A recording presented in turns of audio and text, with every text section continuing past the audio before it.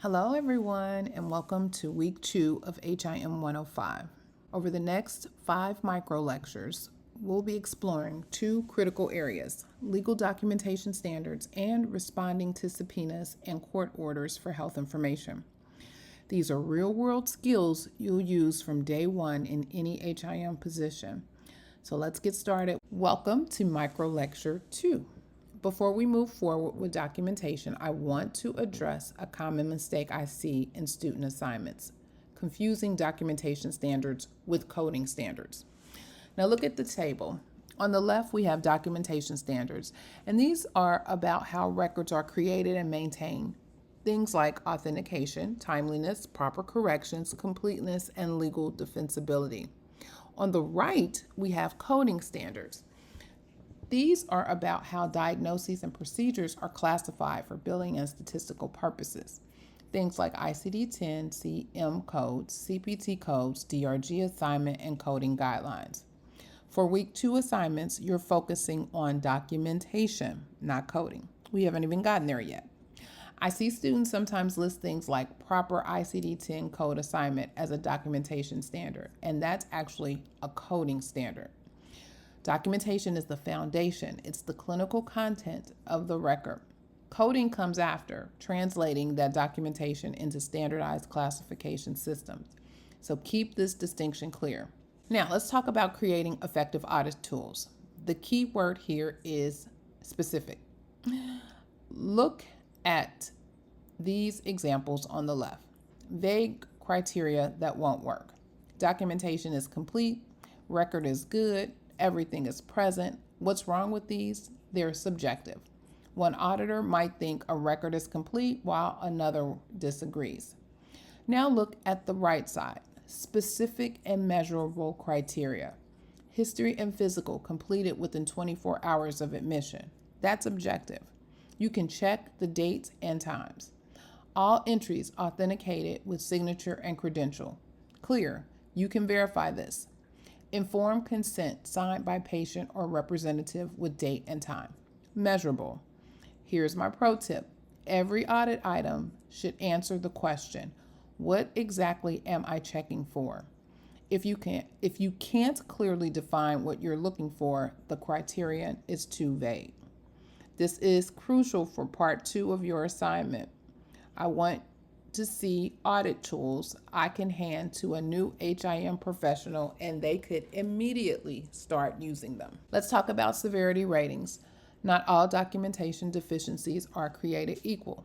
Critical deficiencies, the ones shown in red, directly impact patient safety or legal defensibility. Missing authentication, improperly altered records, missing informed consent.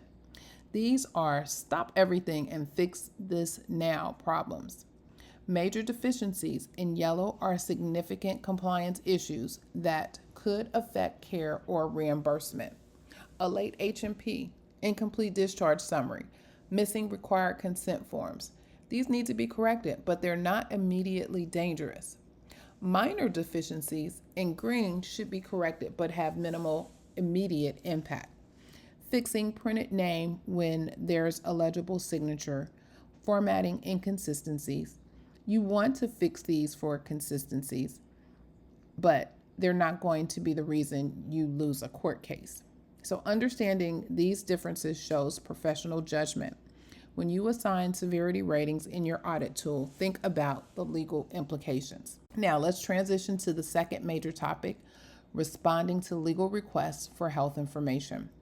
As HIM professionals, you will regularly receive legal requests for protected health information, subpoenas from attorneys, court orders from judges, law enforcement requests, attorney letters demanding records. The critical question you face every time is, how do we balance legal obligations with patient privacy? You have a duty to respond to legitimate legal process, but you also have a duty to protect patient privacy under HIPAA.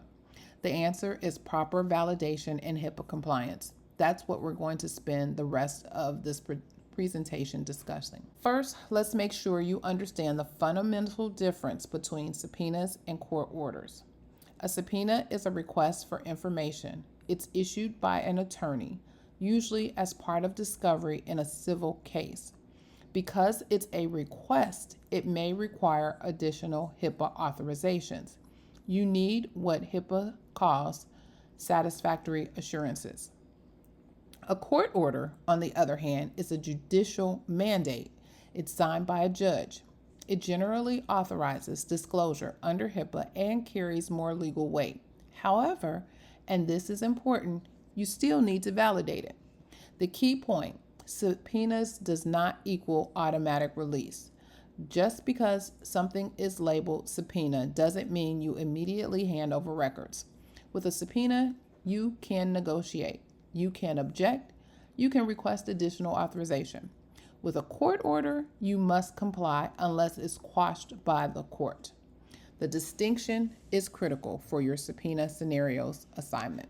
Let's talk about HIPAA requirements. This is 45 CFR 164.512E, and you need to know this regulation. Before releasing protected health information in response to a subpoena, you need one of these three things. Option 1, patient authorization. The patient signs a form saying, yes, you can release my records. That's the simplest option. Option number 2, satisfactory assurances that the patient was notified. Someone has to prove they made reasonable efforts to let the patient know about the subpoena. Option number 3, a qualified protective order from the court limiting how the information can be used.